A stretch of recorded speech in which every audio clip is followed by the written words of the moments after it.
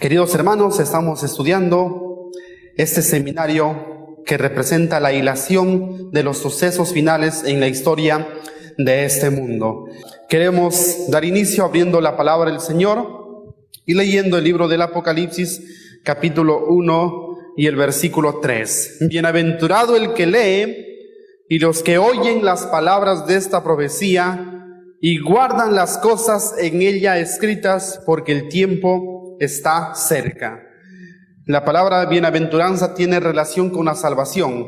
La verdadera felicidad lo tendremos únicamente en el cielo. Bienaventurado significa feliz en un sentido completo, 7 veces feliz, y esa felicidad únicamente lo tendremos en el cielo. Y la bienaventuranza dice para los que leen, también para los que oyen. Y usted está leyendo, está viendo y también está oyendo. Pero la última parte, la última palabra dice, y los que guardan las palabras de esta profecía, porque el tiempo está cerca. Que el Señor nos bendiga.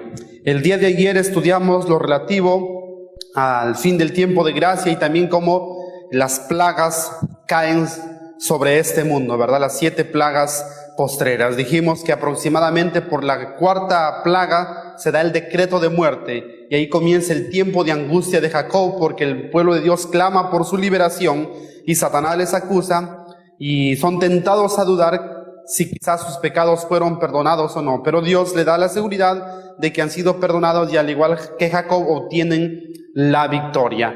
Estudiamos lo relativo también a la 6ª plaga, el secamiento del río Éufrates, los 3 espíritus inmundos a manera de ranas y qué es la batalla del Armagedón. Y para el día de hoy quedó pendiente lo relativo a la 7ª plaga y eso es lo que vamos a ver en este momento y nos podemos ubicar ahí en nuestra línea de tiempo, lo que vamos a estudiar el día de hoy, la 7ª plaga. La 7ª plaga está caracterizado por 4 cosas interesantes y vamos a seguir leyendo el Espíritu de Profecía y eso está en relación a lo que dice el Apocalipsis capítulo 16 concerniente a la 7ª plaga. Conflicto de los siglos, página 620. 7ª plaga, primera característica. En medio de los cielos conmovidos hay un claro de gloria indescriptible, de donde baja la voz de Dios semejante al ruido de muchas aguas, diciendo, hecho es. Esta frase se dijo en la cruz del Calvario, consumado es. De la misma manera, cuando termina el tiempo de gracia, una vez más se dice, hecho es. Y esta frase no es la misma del fin del tiempo de gracia. Aquí es cuando Jesús está por regresar a este mundo. Dice una vez más, hecho es. Esa es la primera característica de la 7ª plaga. La frase que dice, hecho es la misma voz de Dios que dice, hecho es. La segunda característica de la 7ª plaga. Esa misma voz, que es la voz del Padre, sacude los cielos y la tierra. Síguese un gran terremoto, un terremoto cual nunca se ha visto, dice, jamás desde que los hombres han estado sobre la tierra. La superficie de la tierra se raja, sus mismos fundamentos parecen ceder, se hunden cordilleras, dice que toda isla habitada huye de su lugar. No olvidemos que está por ejecutarse el decreto de muerte y obviamente estas señales en la naturaleza ocasionarán que esto no se pueda llevar a cabo. Esto es parte de la liberación del pueblo del Señor. Hay una conmoción general en medio de la naturaleza. Dice que el sol sale en todo su esplendor a la medianoche, los ríos dejan de correr. Un terremoto cual nunca se ha visto jamás. Entonces la primera característica de la 7ª plaga era la voz que dice hecho es. La segunda es este gran terremoto producido por la voz de Dios. La tercera característica de la 7ª plaga dice, la grande Babilonia vino en memoria de Dios para darle el cáliz del vino del furor de su ira. Dijimos que la Babilonia representa al conjunto de religiones falsas encabezado por el papado. Y aquí llega el castigo, la destrucción final de Babilonia. Aparentemente Babilonia ha tenido el control y las riendas de la historia de este mundo, pero Dios destruye a Babilonia y da la liberación al pueblo del Señor. Igual que Ciro, cuando conquistó a la Babilonia antigua, al imperio, destruyó a este imperio y a la vez libertó al pueblo de Dios. Así Jesucristo viene por el oriente y va a castigar a Babilonia. Llega el fin de la supremacía de este poder satánico cristiano, ¿verdad? y entonces aquí va a recibir el castigo directamente de Dios. Esa es la tercera característica correspondiente al castigo de Babilonia. Y la tercera característica de la séptima plaga lo encontramos en el versículo 21 de Apocalipsis 16. Pedrisco grande o granizo grande, cada piedra como el peso de un talento, hace su obra de destrucción. Aquí podemos encontrar una característica terrible de la séptima plaga, una lluvia de granizo al peso de un talento, que equivale aproximadamente a 21 kilogramos. Lo que más es dañino es la velocidad a la que cae, ¿verdad? Entonces en eso consiste la séptima plaga. Y con el terremoto que sucedió, en la cual toda la tierra tembló, dice que la superficie se raja y se abre, los muros de las cárceles también caen, y ahí es cuando se introduce lo relativo a la resurrección especial. Es significativo y es concluyente lo que Elena de White va narrando. Está narrando la séptima plaga y llega al momento de pronunciar lo relativo al granizo, e inmediatamente el siguiente párrafo en el conflicto de los siglos es la resurrección especial. Miren, dice Conflicto de los Siglos, página 696. Los sepulcros se abren y muchos de los que duermen en el polvo de la tierra serán despertados, unos para vida eterna y otros para vergüenza y confusión perpetua. Todos los que murieron en la fe del mensaje del tercer ángel salen glorificados de la tumba para oír el pacto de paz que Dios hace con los que guardaron su ley. También resucitan los que le traspasaron, los que se mofaron y se rieron de la agonía de Cristo, y los enemigos más acérrimos de su verdad y de su pueblo. Son resucitados para mirarle en su gloria y para ver el honor con que serán recompensados los fieles y obedientes. Ahí tenemos entonces la luz concerniente a la resurrección parcial o resurrección especial, que es antes de la segunda venida de Cristo, y que es un grupo mixto de fieles e infieles al mismo tiempo. En breve veremos el sustento bíblico y la diferencia de la resurrección especial en cuanto a las demás resurrecciones. A continuación queremos ver algunos sucesos interesantes que preceden a la segunda venida de Cristo, que se van a dar antes que Cristo venga. En primer lugar, dice ahí en la lista, se está por ejecutar el decreto de muerte. Al igual que en los días de Asuero, se había fijado un día donde los hijos debían de morir, pero dice que ese día de llanto se convirtió en gozo, en un día maravilloso, ¿verdad? De la misma manera sucederá cuando los hijos de Dios están por ser ejecutados, se está por ejecutar la sentencia de muerte, se ve las señales de la liberación. El Señor interviene en el preciso momento para libertar a su pueblo. El Señor nunca nos ha abandonado. Él dijo: yo estoy con vosotros todos los días hasta el fin del mundo. De la misma manera, si tú estás pasando un momento difícil, el Señor quiere darte la liberación. Todo está en que tengamos fe, pero el Señor permite que sus hijos sean probados hasta lo sumo, y en el momento más desesperado es cuando el Señor interviene milagrosamente para libertar a sus hijos. A continuación dice: el arco iris envuelve a los fieles, el arco de la promesa los envuelve a todos los salvados que están a punto de recibir la sentencia, y eso turba a los perdidos y ven estas señales con gran asombro, y eso no les permite que lo puedan tocar.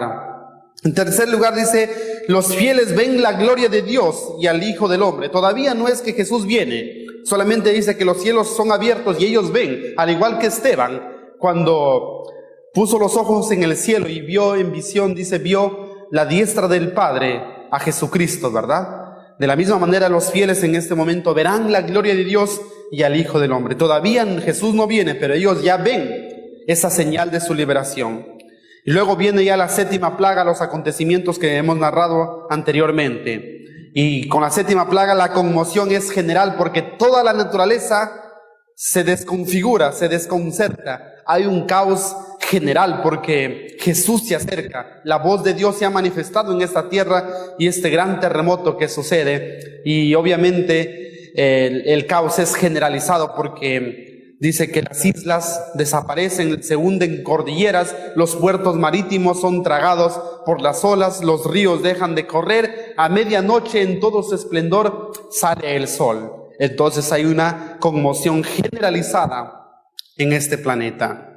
Se caen los muros de las cárceles y los hijos de Dios que están prisioneros, obviamente son libertados. Y ahí sucede la resurrección especial que ya habíamos mencionado. A continuación, una mano aparece sosteniendo la ley de Dios. El salmista David había profetizado en el Antiguo Testamento: y los cielos declararán tu justicia en el día que Dios será juez. Los cielos declararán la justicia de Dios. La justicia y el juicio son el cimiento del trono de Dios, y la base de esa justicia es la ley de Dios, que es el reflejo del carácter del Todopoderoso. Y va a haber una mano que va a sostener las tablas de la ley. Demasiado tarde, los hombres verán que estaban luchando contra el mismo Dios en la persona de sus hijos. Demasiado tarde, la gente se dará cuenta que estuvo engañada, guardando un falso día de reposo, guardando mandamientos de hombre, mandamiento de demonio, y no la voluntad de Dios. En ese momento, la gente se ve que ha estado luchando contra Dios y se van con una furia demoníaca contra sus ministros, contra sus líderes, y les dirán: ustedes nos dijeron que el sábado estaba abolido, que la ley de Dios ya no estaba vigente, y querrán matarlos en ese momento a esos líderes. Y ahí se verá cuán terrible es ser un profeta falso, y cuán terrible es que un pastor no cumpla su ministerio a cabalidad. Dice: se anuncia el día y la hora de la venida de Jesús, y será el pacto eterno. Justamente han resucitado los que murieron en la fe del mensaje del tercer ángel para oír el pacto de paz. No sabemos exactamente en qué consiste ese pacto de paz, porque acá dice el Espíritu Profecía que se anuncia el día y la hora de la venida de Jesús, que es a continuación, pero aparte de eso se da el pacto eterno, una bendición eterna que los impíos escucharán como truenos, pero no entenderán. Pero los hijos de Dios sí entenderán ese pacto, esa bendición sempiterna que el Padre Dios hará a sus hijos. Y por último, aparece la señal de la liberación tan esperada. Por el oriente se ve una pequeña nube negra, al igual que vio Elías. Dice que a lo lejos parece negra y es casi a la mitad de la palma de una mano, pero a medida que se va acercando se hace blanca, y es la señal de la liberación. Y es Jesucristo que viene con sus millares y millares de ángeles. Estos sucesos, en resumen, preceden a la segunda venida de Cristo. Entonces, en nuestra línea de tiempo estamos aquí: séptima plaga, resurrección especial, luego viene la segunda venida de Cristo. Vamos a ver algunos aspectos nada más de la segunda venida de Cristo, porque en sí mismo este tema de la segunda venida de Cristo es un tema aparte, es un tema amplio, pero solamente queremos aclarar algunos aspectos que he considerado interesante que deben decirse. El primer aspecto referente a la segunda venida de Cristo dice que Jesucristo volverá como espíritu. ¿Volverá como espíritu?, dice la pregunta. Y cuando se apareció Jesús después de resucitar a sus discípulos, Él le dice: mirad mis manos y mis pies, que yo mismo soy. Palpad y ved, pues un espíritu no tiene carne ni huesos, como veis que yo tengo. Jesucristo lleva la naturaleza humana glorificada. Él es nuestro representante, Él es el Hijo del Hombre, porque lleva la naturaleza humana glorificada ante la presencia del Padre, y lo tendrá esa naturaleza por la eternidad. Y Jesús no regresa de manera espiritual, regresa de manera humana, glorificada. Por eso que los ángeles, cuando los discípulos estaban tristes viendo las nubes, le dice: varones galileos, ¿qué estáis mirando? Este mismo Jesús que ha sido tomado de vosotros, de la misma manera que la habéis visto ir, de la misma manera regresará. Así como los discípulos lo vieron, no de una manera espiritual, sino de una manera humana, glorificada, de la misma manera regresará. Su venida será visible, no será un rapto secreto como muchos han creído, que los fieles van a ser llevados de una manera intempestiva, como un rapto. Su venida será visible. Por eso dice Mateo 24:30: entonces se manifestará la señal del Hijo del Hombre en el cielo, y en ese tiempo harán duelo todas las tribus de la tierra, y verán al Hijo del Hombre viniendo sobre las nubes del cielo con gran poder y gloria. La gente hará lamentación. Será demasiado tarde cuando Jesús venga. Es más, los impíos, los no creyentes, los irreverentes verán a Jesús volviendo. Por eso dice Apocalipsis 1:7, he aquí que viene con las nubes y todo ojo le verá, aun los que le traspasaron. Todas las tribus de la tierra harán lamentación por él. No es un ojo simbólico, es el ojo literal. No es el ojo de la fe, no es la aparición satelital de Jesús. No, todo ojo le verá, es un ojo literal. Se verá, dice, la señal del Hijo del Hombre. No será una venida invisible, como creen algunas denominaciones, porque la Biblia dice como el relámpago que se muestra del oriente y que se va hasta el occidente, así será la venida del Hijo del Hombre. Por tanto, si os dicen aquí está en el desierto, está en el aposento, está allá o acá, no lo creáis. La venida del Señor Jesús será personal y será visible, como lo estamos viendo. Asimismo, Jesús cuando venga, vendrá con sus santos ángeles. Por eso en la profecía de los sellos hay un silencio de media hora, porque cesa la adoración celestial en el cielo, por así decirlo, porque Jesús viene en la compañía de millares y millares de ángeles. Y ese media hora representa proféticamente aproximadamente a una semana, al tiempo que durará el viaje de los redimidos de la tierra hasta el mar de vidrio. Cuando el Hijo del Hombre venga en su gloria y todos los ángeles con él, entonces se sentará sobre el trono de su gloria. Todos los santos ángeles acompañan al Señor Jesucristo en su regreso a la tierra. Dice más, la vuelta de Jesús será audible, no solamente será visible, también vamos a poder oír, porque dice Tesalonicenses, porque el Señor mismo descenderá del cielo con aclamación, con voz de arcángel y con trompeta de Dios. Se podrá oír el sonido de la trompeta, se oye, se escucha a lo lejos. De la misma manera se tocará la última trompeta y anunciará la venida del Señor Jesús con voz de arcángel. Llamará a los hijos de Dios, una voz potente que hace resonar la tierra. Despertaos, despertaos, despertaos, los que dormís en el polvo, y levantaos. Ahí viene la primera resurrección. Los muertos en Cristo resucitarán primero, dice la Escritura. Bienaventurado y santo el que tiene parte en la primera resurrección. Qué bonito será cuando de todas las edades, desde Abel, Adán, se levante una grande muchedumbre de salvados como la arena del mar para ver a su Salvador.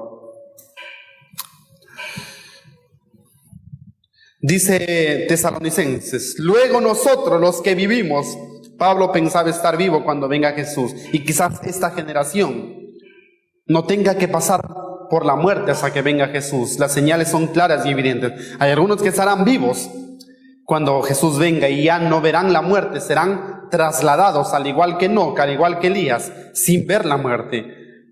Por lo tanto, dice, nosotros los que vivimos y habremos quedado, seremos arrebatados juntamente con ellos, o sea, con los que han resucitado, en las nubes para el encuentro con el Señor en el aire. El encuentro con Jesús es en el aire, no es en la tierra, no es en un lugar geográfico determinado de este mundo, es en el aire. Los hijos de Dios son transformados en un abrir y cerrar de ojos. Dice que esto corruptible se viste de incorrupción y esto mortal de inmortalidad. Los que han resucitado ya resucitan glorificados. Y es significativo lo que dice el siguiente versículo. Y así estaremos siempre con el Señor. En el aire estaremos con el Señor. Entonces, aquí cae por sí solo otro error doctrinal que creen algunas denominaciones religiosas. Creen que Jesús llegará a este mundo y tocará suelo. Pero dice aquí la siguiente diapositiva, al retornar Cristo no tocará el suelo. Nosotros los que vivimos seremos arrebatados juntamente con ellos en las nubes para el encuentro con el Señor en el aire, decía el versículo anterior. Así que Jesús no toca el suelo en su segunda venida. Ya no, solamente el encuentro es en el aire. No olvidemos que este mundo está en conmoción. Por eso que el Señor manda a sus ángeles a los 4 ángulos de la tierra que recojan a sus hijos y son levantados en el aire. Y el encuentro con Jesús es en el aire, porque este mundo está en una conmoción general por el terremoto y por las otras señales de la liberación del pueblo de Dios. Dice aquí una frase: los que aprendieron a andar con Cristo se deleitan en la aparición de su amado Señor y Salvador. Sin embargo, los que durante su vida no aprendieron a caminar con Cristo se apartarán de Él para no morir. Ahí se cumple la profecía de Isaías. Todos los que hemos esperado la venida del Señor, los que, como dice el apóstol Pablo, los que aman su venida recibirán la corona de vida y se dirán aquel día: este es nuestro Dios, a quien hemos esperado. Este es nuestro Dios. En Él hemos creído, en Él hemos confiado. Llegó el momento tan esperado, el día más soñado de todos los tiempos, el evento más glorioso, más esperado por todos los habitantes de este mundo, la venida de Cristo. Será maravilloso el encuentro con nuestro Redentor, pero siempre y cuando hayamos estado acostumbrados a vivir con Él, a seguirle ahora, donde quiera que va, para que cuando Él venga podamos seguirle también en el más allá. Sin embargo, hay una compañía que clama de agonía y que huye de la presencia del Señor.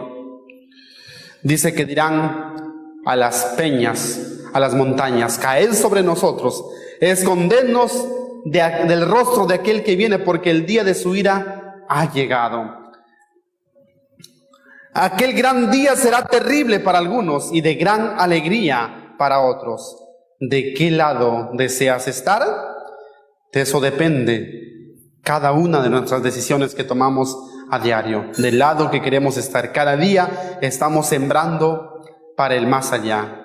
Cada instante, dice el coro, edificamos para bien o para mal. Con el resplandor de la gloria de Cristo, todos los impíos perecen, todos mueren. Sin embargo, esa gloria que para los impíos es fuego consumidor, para los justos es una causa de su gozo y regocijo.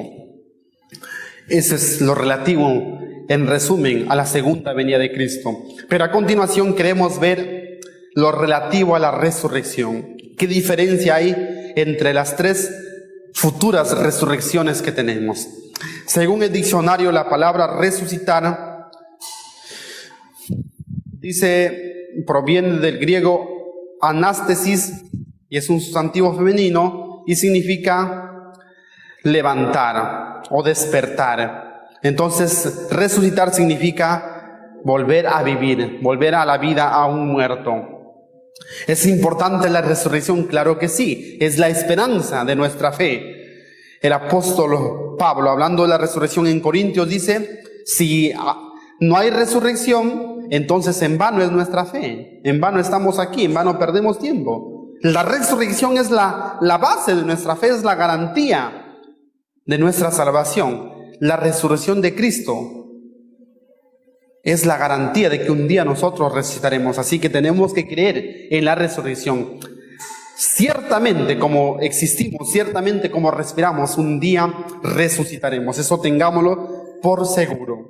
Dice más el apóstol Pablo en 1 Corintios 15:32: si los muertos no resucitan, comamos y bebamos, porque mañana moriremos. Tendría razón lo que dice el mundo, ¿no? Tendría razón de que aquí se acaba todo, pero no. Un día tendremos que comparecer ante el tribunal de Cristo para dar cuenta de lo que hicimos. Por lo tanto, sí hay resurrección. Y prueba de ello son las resurrecciones que hubo en el pasado. Ya hubo resurrecciones en el pasado. Y el primero en resucitar fue Moisés. Tenemos, por ejemplo, al hijo de una viuda en los días de Eliseo, que fue resucitada. Un hombre también que resucitó al tocar los huesos de Eliseo. El hijo de la viuda de Naín, la hija de Jairo, Lázaro, el mismo Señor Jesucristo, y luego las primicias que resucitaron juntamente con Jesús, ¿verdad? El tercer día después que había muerto. Y luego tenemos otros casos, como por ejemplo también Dorcas, como por ejemplo Eutico, ¿verdad? que resucitaron. Entonces, hay en el pasado ejemplos de resurrección, pero lo que queremos ver en este momento son las resurrecciones futuras. Y tenemos en la pantalla, en la diapositiva que ustedes pueden ver, 3 resurrecciones futuras. Tenemos la resurrección parcial, la primera resurrección y la segunda resurrección. 3 resurrecciones. Resurrección parcial, primera resurrección y segunda resurrección. Vamos a ver a continuación cuándo suceden cada una de estas resurrecciones, qué lo diferencian, y de esa manera comprobar bíblicamente que hay 3 resurrecciones en el futuro. Vamos a hacer un cuadro comparativo a continuación, ¿ya? Bien, y la primera pregunta que queremos responder es: ¿quiénes resucitan? ¿Quiénes son los que resucitan? En la primera resurrección dice ahí, resucitan los salvados, santos o fieles muertos en Cristo desde Adán. Y eso está comprobado en Apocalipsis capítulo 20, versículo 6. Bienaventurado y santo el que tiene parte en la primera resurrección, dice la Escritura. O sea, ¿quiénes van a resucitar? Bienaventurado y santo. Los santos son los que resucitan en la primera resurrección. De la misma manera, en 1 Corintios capítulo 15 dice, la resurrección, todos van a ser resucitados en Cristo, pero cada uno a su debido orden. Primero dice Cristo, las primicias, dice el versículo 23, si mal no recuerdo, y luego los que son de Cristo en su venida. Entonces, ¿quiénes toman parte en la primera resurrección? Los santos, los fieles, solamente los salvados, solamente los que murieron en Cristo. Ellos resucitan en la primera resurrección. Por eso dice, bienaventurado y santo el que tiene parte en la primera resurrección. En la segunda resurrección, ¿quiénes resucitan? Y quiero fundamentar mejor con la Biblia. Vamos a dar lectura. Apocalipsis capítulo 20 y el versículo 5. Mas los otros muertos no volvieron a vivir hasta que se cumplieron 1000 años. Los otros muertos. Si en la primera resurrección tienen parte los bienaventurados, los santos, los que murieron en Cristo, los otros muertos, ¿a quiénes se refieren? Obviamente a los perdidos, a los que no fueron fieles, a los que no fueron santos y a los que murieron sin Cristo y sin esperanza. Esos son los otros muertos. Por lo tanto, no resucitan al mismo tiempo, cada uno a su debido tiempo. En la primera resurrección, puro fieles, y en la segunda resurrección, puro perdidos. Pero ahora hay algo interesante. Vamos a abrir la Biblia en el libro de Daniel, capítulo 12 y el versículo 2.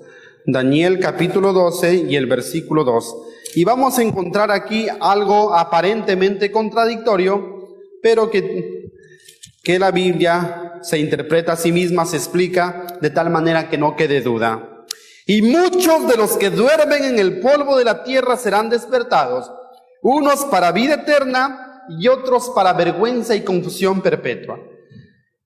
Es significativo cuando dice muchos. Es diferente a decir muchos de todos.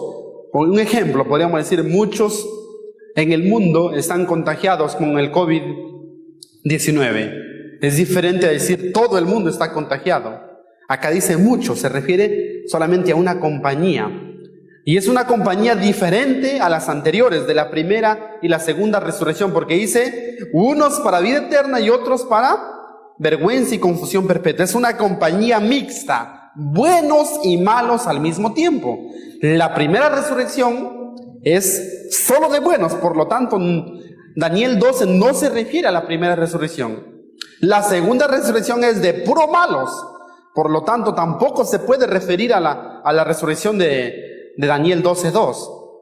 Por eso es que aquí entra una resurrección especial, porque es una resurrección mixta, buenos y malos al mismo tiempo. Unos para vida eterna y otros para vergüenza y confusión perpetua. Un grupo mixto. ¿Y quiénes son los que resucitan en esa resurrección especial? Ya dimos lectura en el párrafo anteriormente.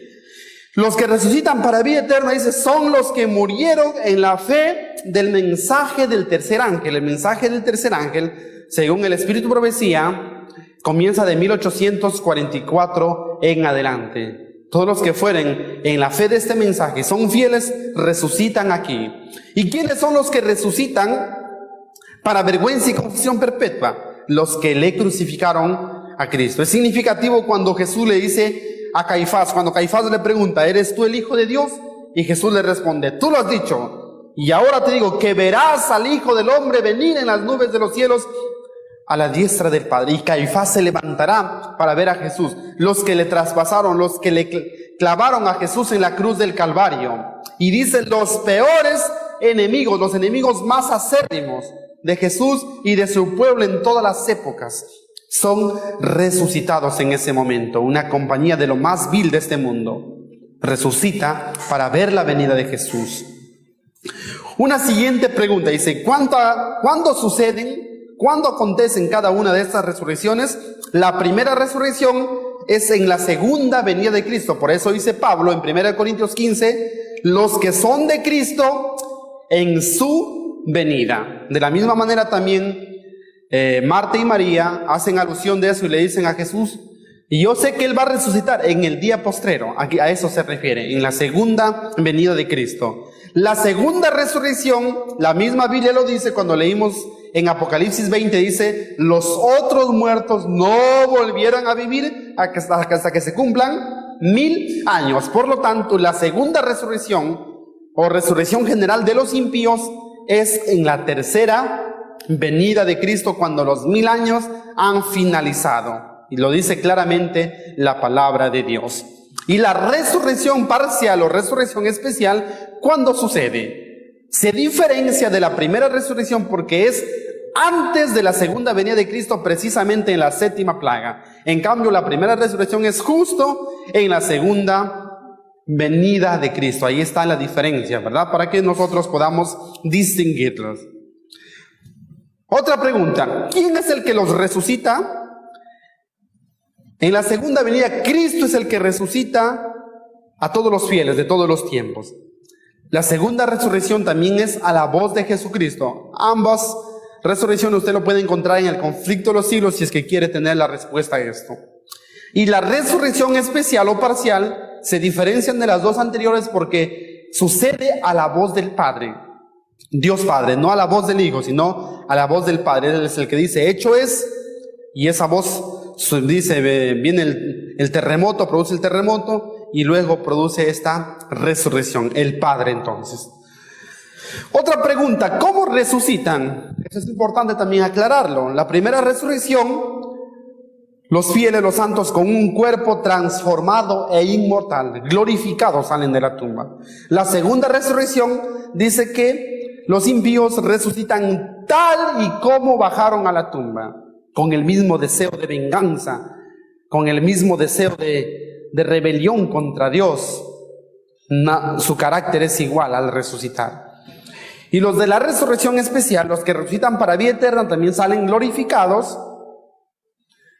Y los que resucitan para vergüenza y confusión, también tal y como bajaron a la tumba.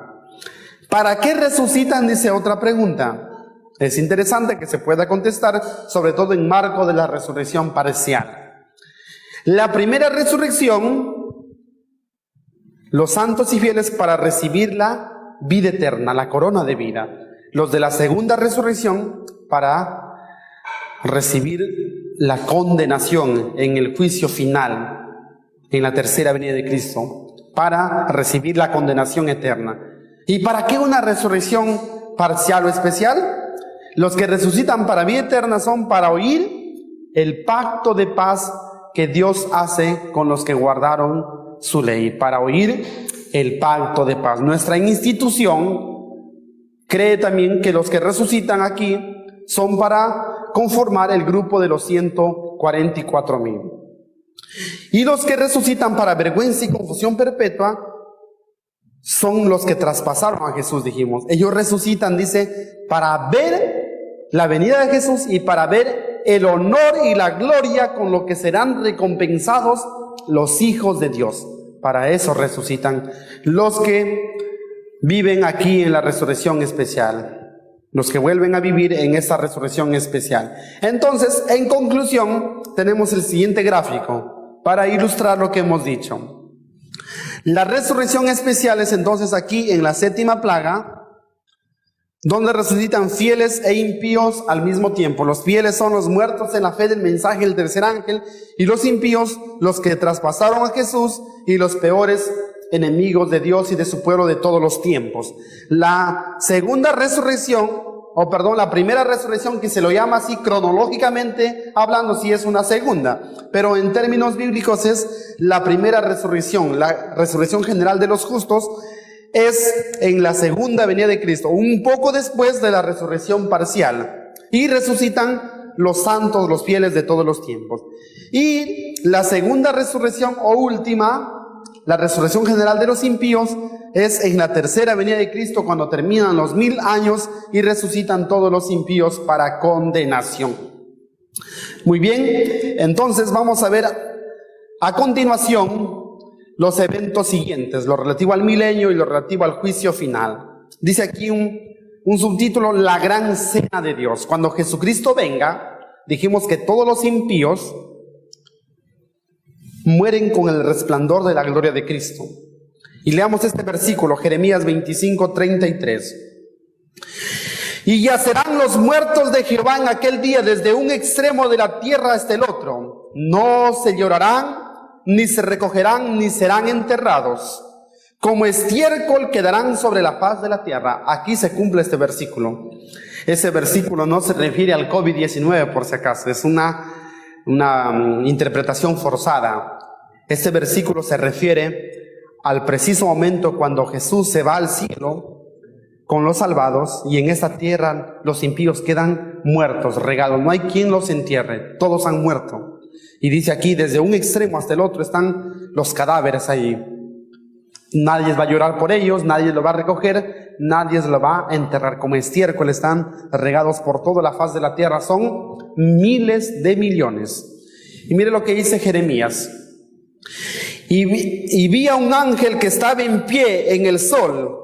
Perdón, ese es Apocalipsis, por favor. Hubo un error ahí escribiendo. Dice: y vi un ángel que estaba en pie en el sol y clamó a gran voz, diciendo a todas las aves que vuelan en medio del cielo: venid y congregaos a la gran cena de Dios, para que comáis carne de reyes y de capitanes, y carnes de fuertes, carnes de caballos y de sus jinetes, y carnes de todos, libres y esclavos, pequeños y grandes. Hay dos cenas, ¿verdad? La cena de la boda del Cordero, que se va a llevar a cabo en el cielo, pero esta es la gran cena de Dios, y es un banquete para las aves de rapiña que van a comer la carne de todos los perdidos que están regados por la faz de la tierra. A esto se refiere entonces esta profecía. Entonces, hablando en la línea de tiempo, cuando es la segunda venida de Cristo, comienza la atadura o la prisión de Satanás. Satanás es atado y queda solo y no tendrá a quién engañar. La tierra queda vacía en completa desolación. Y vamos a ver el sustento a continuación. Prisión para Satanás. Jeremías 4:23 y 25 nos dice lo siguiente. Dice el profeta Jeremías: miré a la tierra y he aquí que estaba asolada y vacía, y a los cielos, y no había en ellos luz. Todos los collados fueron destruidos.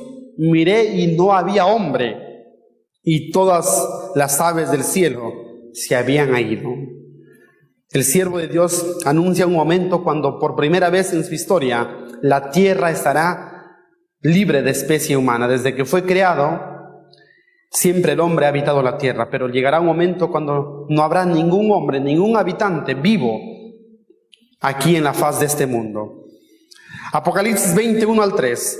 Vi a un ángel que descendía del cielo con la llave del abismo y una gran cadena en la mano, y prendió al dragón, la serpiente antigua, que es el diablo y Satanás, y lo ató por 1000 años, y lo arrojó al abismo, y lo encerró, y puso su sello sobre él, para que no engañase más a las naciones, hasta que fuesen cumplidos 1000 años.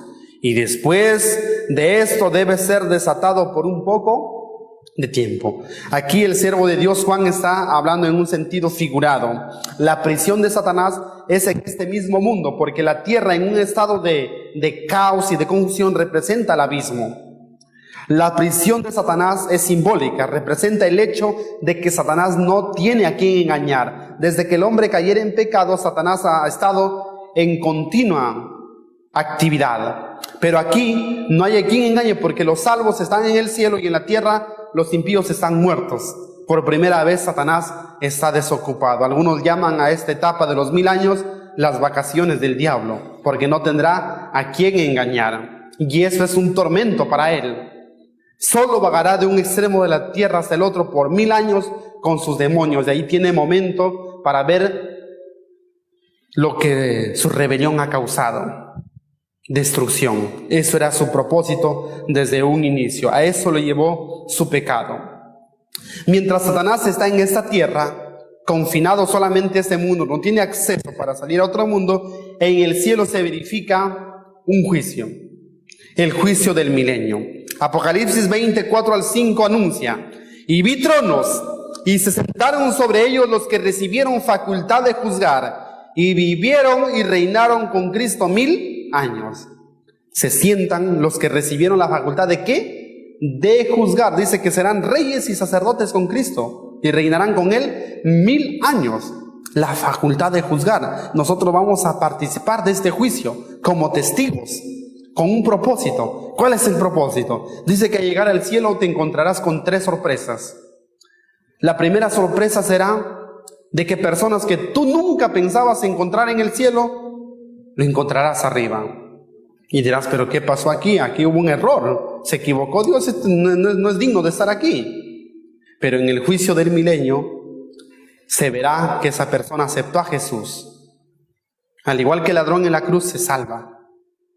Entonces uno verificará que Dios es justo. La segunda sorpresa será que tú no encontrarás a personas que tú estabas muy seguro que lo encontrarás. Y dirás, pero esto es injusto, esa persona era muy fiel, muy predicadora, ganaba almas, ¿y por qué no está aquí? Se verá en el registro de los cielos que tenía una doble moral, una vida oculta, y por eso se perdió, ahogó al Espíritu Santo. Y la tercera y más grande sorpresa es que tú te encontrarás arriba y podrás ver a Jesús cara a cara. Será como un sueño hecho realidad. Y el apóstol Pablo dice: ¿o no sabéis que los santos han de juzgar al mundo?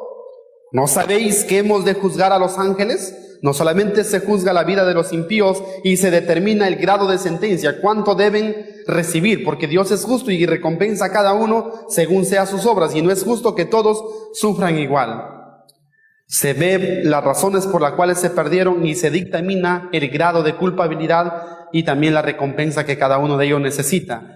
Y dice que Satanás debe recibir más castigo porque él es el originador del pecado. Se juzga también el caso de Satanás y de los ángeles caídos en este juicio del milenio. Y los santos, los salvados, comprenden y admiran y alaban la justicia de Dios y su transparencia en el plan de salvación. Cuando termine el juicio del milenio, finaliza esta etapa donde los santos están en el cielo. Entonces viene la tercera venida de Cristo, el fin del milenio, y el propósito original que Dios tenía con la tierra debe ser cumplido.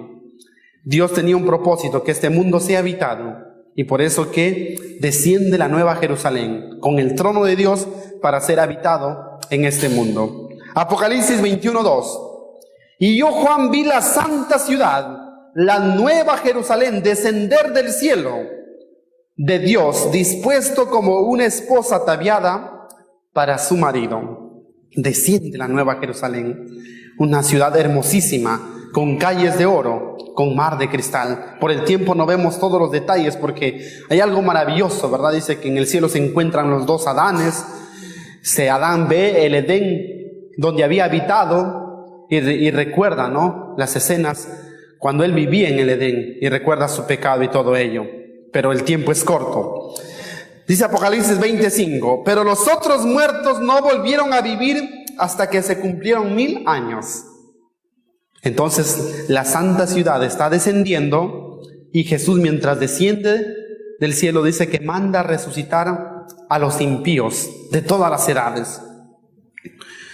Zacarías capítulo 14, versículo 4. Y se afirmarán sus pies en aquel día sobre el monte de los olivos, que está enfrente de Jerusalén y al oriente. Y el monte de los olivos se partirá por en medio hacia el oriente y hacia el occidente, haciendo un valle muy grande. En el monte de los olivos se hace una llanura, porque Dios dice, Jesús pone sus pies ahí en ese monte y se hace una llanura, y es la base para que descienda la nueva Jerusalén. Los impíos ven eso asombrados, dicen, ¿qué está pasando? Entonces viene el último intento de Satanás por la supremacía. No se da por vencido. Él sabe que ya está derrotado, pero dice que al ver tanta gente se llena de ánimo. La profecía dice, cuando los 1000 años se cumplan, Satanás será suelto de su prisión, porque ve a la gente resucitar. Y saldrá a engañar a las naciones que están en los 4 ángulos de la tierra, a Gog y a Magog, a fin de reunirlos para la batalla, el número de los cuales es como la arena del mar. Y subieron sobre la anchura de la tierra, y rodearon el campamento de los santos y la ciudad amada. Satanás se presenta como un ángel y les dice, yo soy el que les ha resucitado. ¿Ven esa ciudad? Esa me pertenece. Los que están ahí son unos impostores y me han quitado mi reino. Pero nosotros somos cantidad, ellos son una minoría. Vamos a hacer la guerra. Dice que en ese momento se comienzan a fabricar armas de destrucción. Se organizan un ejército, dice, que no será igualado. Si unimos todos los ejércitos de la historia, no podrá ser igualado por este ejército, que es inmenso. Ahí se encuentran hombres muy inteligentes en cuanto a la guerra, hombres que nunca perdieron una batalla, grandes generales, como Alejandro Magno, como Hitler, como Stalin, o como otros grandes personajes. Y dice que se forman en batallones. Obviamente va a haber un tiempo ahí, donde se fabrique esas armas. Y cuando dice que están todos preparados, se da la orden de batalla. Todos están ordenados en batallones y Satanás va al frente porque es el guerrero más fuerte. Y cuando dice da la orden de asalto, camina esa compañía y la tierra tiembla, dice, porque es un ejército demasiado grande. Y cuando están para dar el asalto final a la Nueva Jerusalén, el orden de ataque, por encima de la ciudad de Jerusalén dice que aparece un trono. Y por encima del trono, un arco iris. A continuación, entonces, el juicio ante el trono blanco. Dice que todo deseo de guerra se ve frustrado al ver esta señal, al trono de Dios, y al ver el arco iris y a los redimidos, a los santos alrededor del trono. Dice la profecía, Apocalipsis 20, 11 al 13. Y vi un gran trono blanco, y al que estaba sentado en él, de delante del cual huyeron la tierra y el cielo, y ningún lugar se encontró para ellos. Y vi a los muertos, grandes y pequeños, de pie ante Dios, y los libros fueron abiertos. Y otro libro fue abierto, el cual es el libro de la vida. Y fueron juzgados los muertos por las cosas que estaban escritas en los libros, según sus obras. Este es el juicio final. Aquí se cumple Mateo 25, cuando se apartará, dice, a los fieles de los perdidos, así como el pastor aparta a los corderos de los cabritos. A unos se dirá, venid benditos de mi Padre, heredad del reino preparado para vosotros desde la fundación del mundo. Y a los otros se dirá, apartaos, malditos al fuego eterno. Pero Dios es un Dios de amor, es un Dios de justicia, y antes que se ejecute la sentencia final de muerte, el Señor cumple su propósito original de que su justicia sea vindicada. Dice que por encima del trono, por el arco iris, aparece, dice, como una pantalla, una vista panorámica, donde se comienza a pasar a modo de una película la historia, el conflicto del bien y el mal. Y se ve en esa película la rebelión de Lucifer, cómo Lucifer se rebeló en el cielo. Luego se verá cómo engañó a los ángeles, cómo fue arrojado del cielo, cómo engañó al hombre. Se verá la historia de los 4000 años antes de Cristo y se verá cómo Cristo es crucificado. De la misma manera se ve hasta el fin del mundo. Dice que los hombres son convencidos del amor de Dios, de la justicia de Dios. Todos los perdidos ven ahí que Dios es amor, que Dios les invitó al arrepentimiento, pero que fueron ellos los que despreciaron el amor de Dios. Ahí se dan cuenta que demasiado tarde de que Dios es justo y que tuvieron la oportunidad.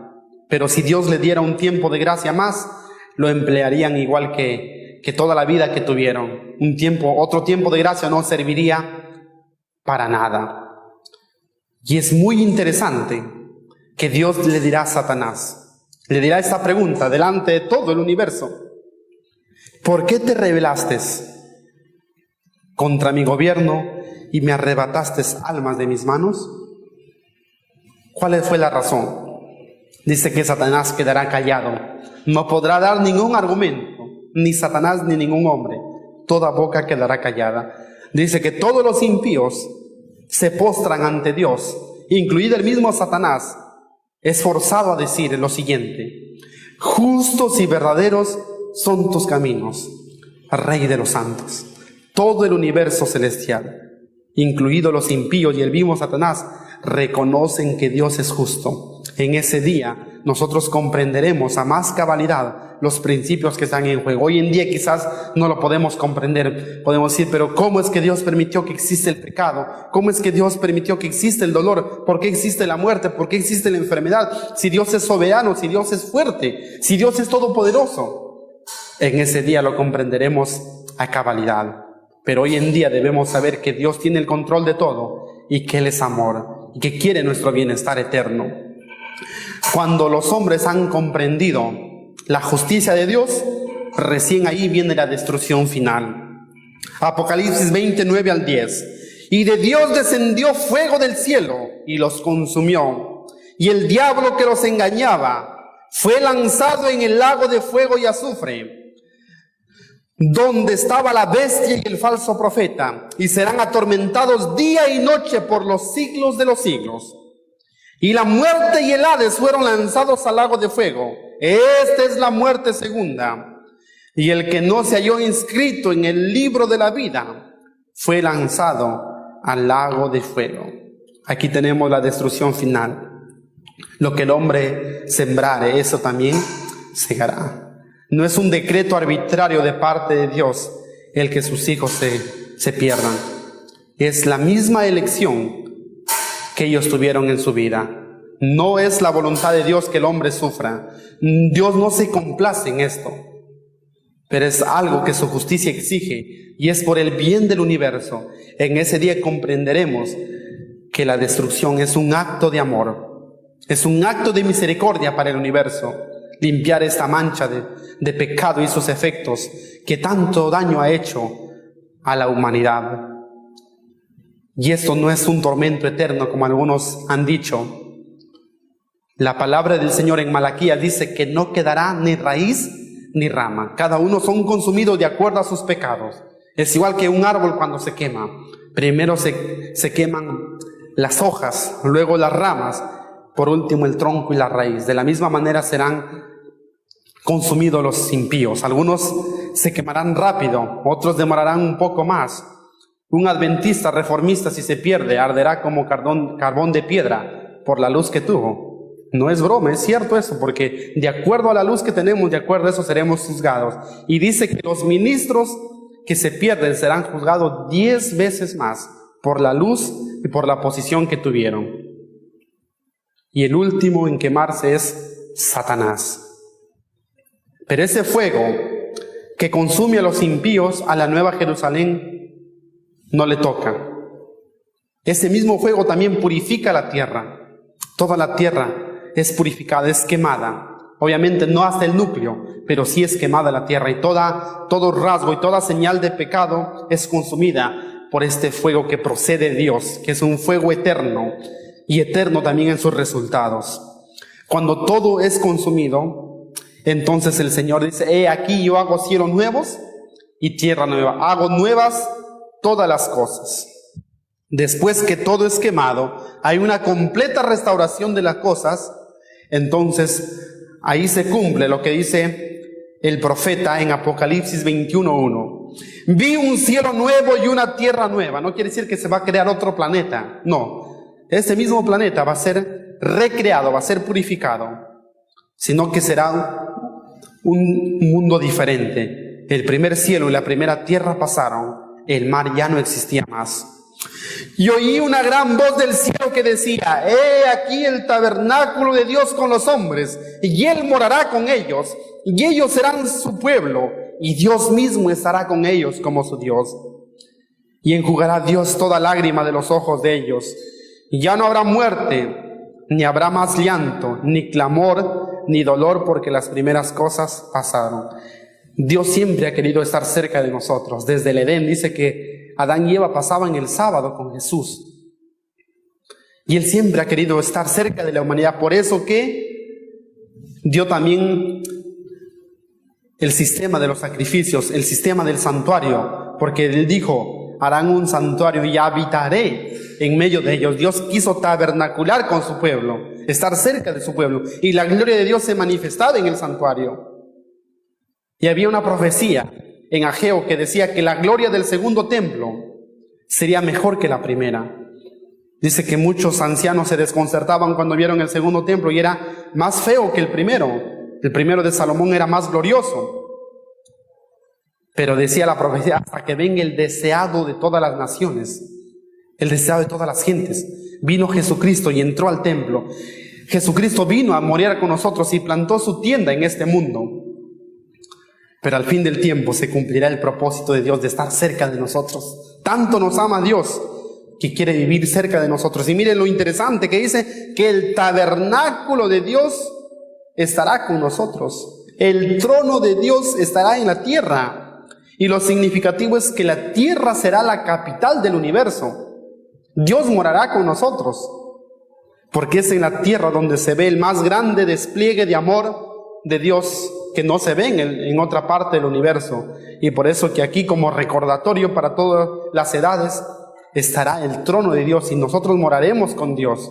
Qué maravilloso será, queridos hermanos. No habrá necesidad de luz, no habrá necesidad de sol, porque la gloria del Señor nos alumbrará. ¿Cómo será la vida en ese cielo nuevo y en esa tierra nueva? Quiero leer algunos párrafos muy interesantes que nos llenan de esperanza, de aspiraciones en un mundo mejor. Historia de Redención, página 452. Allí las mentes inmortales estudiarán con deleite inextinguible las maravillas del poder creador, los misterios del amor redentor. No habrá ningún adversario cruel y engañador para tentarnos a olvidarnos de Dios. Toda facultad será desarrollada, toda capacidad aumentada. La adquisición de conocimientos no cansará la mente ni desgastará las energías. Se llevarán a cabo las más grandes empresas, se alcanzarán las más elevadas aspiraciones, se realizarán las más elevadas ambiciones, y aún así surgirán nuevas alturas que alcanzar, nuevas maravillas que admirar, nuevas verdades que comprender, nuevos propósitos para ocupar las facultades de la mente, el alma y el cuerpo. Interesante. Aquí en este mundo la gente estudia 5 años, 10 años, 20 años y obtienen grados muy altos, pero aquí tendremos la eternidad para aprender, para estudiar. Se emprenderán empresas, será un gozo, una maravilla. Y iremos en constante desarrollo, iremos creciendo. Nunca fue el propósito de Dios que el hombre quede estancado. Seremos como ángeles, diferentes a que el hombre fue creado. El hombre fue creado un poco inferior que los ángeles, pero ahí seremos como ángeles y cada vez creceremos más y no habrá un límite para el crecimiento, habrá un desarrollo continuo. Mire lo que dice el siguiente párrafo. Así como el conocimiento es progresivo, también el amor, la reverencia y la felicidad aumentarán. Cuanto más aprendan los hombres acerca de Dios, más admirarán su carácter. El plan de salvación se estudiará por la eternidad. Ese plan tan grande, ese amor de Dios que no podemos sondear, que no podemos comprender, lo estudiaremos por la eternidad y el maestro será nuestro Señor Jesucristo. Al revelarles Jesús las riquezas de la redención y las sorprendentes realizaciones logradas en el gran conflicto con Satanás, los corazones de los redimidos latirán con más ferviente devoción y tañerán las arpas de oro con mano segura. Y entonces 10,000 y miles de voces se unirán para incrementar el poderoso coro de alabanza. Dice que los redimidos cuando lleguen al cielo dirán: cuán poco nos ha costado el cielo, muy poco, no hemos hecho nada. Dice Pablo en Romanos 8:18: tengo por cierto que las aflicciones del tiempo presente no son comparables a la gloria venidera que en nosotros ha de manifestarse. No es nada lo que estás pasando, no es nada lo que podemos sufrir a lo que Jesús hizo por nosotros y a lo que el Señor ha preparado para nosotros en el cielo. Cosas que ojo no vio, cosas que oído no oyó, ni siquiera ha subido en la mente del ser humano más imaginativo, ni siquiera la mente más poderosa puede imaginar lo que Dios tiene preparado para nosotros. Tendremos acceso al árbol de la vida y creceremos hasta la estatura de la raza primitiva, hasta la estatura de Adán. Será maravilloso, ya no habrá rastros de vejez, todos seremos jóvenes por la eternidad. Podremos conocer otros mundos, al igual que no cuando estaba de turismo, cuando Elena de Guayo fue llevada en visión. Será maravilloso. Ahora entiendo por qué Elena de Guay no quiso regresar a este mundo. Ella se quiso quedar allá cuando vio esta visión. Es muy importante lo que dice la sierva del Señor respecto al conflicto entre el bien y el mal. Mire lo que dice este párrafo. La historia del gran conflicto entre el bien y el mal, desde que principió en el cielo hasta el final abatimiento de la rebelión y la total extirpación del pecado, es también una demostración del inmutable amor de Dios. Todo este conflicto de los siglos que ha durado miles de años demuestran el gran amor de Dios. Y podemos ver el amor de Dios en todos los rincones de este mundo. Aún en el pecado se puede ver el amor de Dios. Aunque usted no lo comprenda ahora, aunque yo no lo comprenda y parezca paradójico, ¿cómo es que el hecho que se destruye el pecado es un acto de amor? ¿Cómo puede ser posible? ¿Y qué sería si Dios no destruye el pecado para siempre? Dios lo hubiese hecho o lo hubiese podido hacer desde un principio cuando se originó. Pero Dios tenía que dejar claro las cosas. Por eso la parábola del trigo y la cizaña nos enseña que se deben dejar crecer las plantas para que luego el tiempo manifieste la naturaleza de una planta. Y eso se demuestra en estos miles de años, que el tiempo ha demostrado la naturaleza del mal y podemos ver a dónde nos lleva. Por eso que Dios, después de vindicar su justicia y después de dejar claro su proceder ante todo el universo, procederá a destruir el mal en un acto de amor y misericordia. Dice más el Espíritu Profecía: desde el átomo más imperceptible, el átomo es lo más pequeño de la materia, desde el átomo más imperceptible hasta el mundo más vasto, todas las cosas animadas e inanimadas declararán en su belleza sin mácula y en júbilo perfecto que Dios es amor. Ahí lo pondremos ver con más grande esplendor, que Dios es amor. Y por último, dice Historia de la Redención, página 453. El pecado y los pecadores no existen más. Todo el universo de Dios está purificado. El gran conflicto ha terminado para siempre. Nunca más se levantará el pecado. El plan de salvación garantiza que nunca más surja una rebelión. Garantiza que haya una felicidad eterna. Esto es cierto. Esto está anunciado.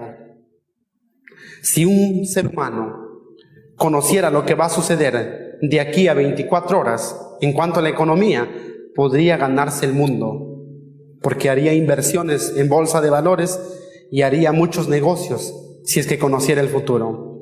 El Señor no nos ha hecho conocer solamente 24 horas, nos ha hecho conocer el futuro, inclusive 1000 años antes de que suceda. Entonces podemos saber lo que va a pasar y sabemos lo que tenemos que hacer si queremos tener asegurada nuestra existencia. El Señor quiera bendecirte, bendiga su palabra. Ha sido un gusto compartir estos estudios con cada uno de vosotros. Me despido y quedo orando por cada uno de mis hermanos. Su servidor en Cristo, Darwin Casana. Hasta otra oportunidad. Dios le bendiga.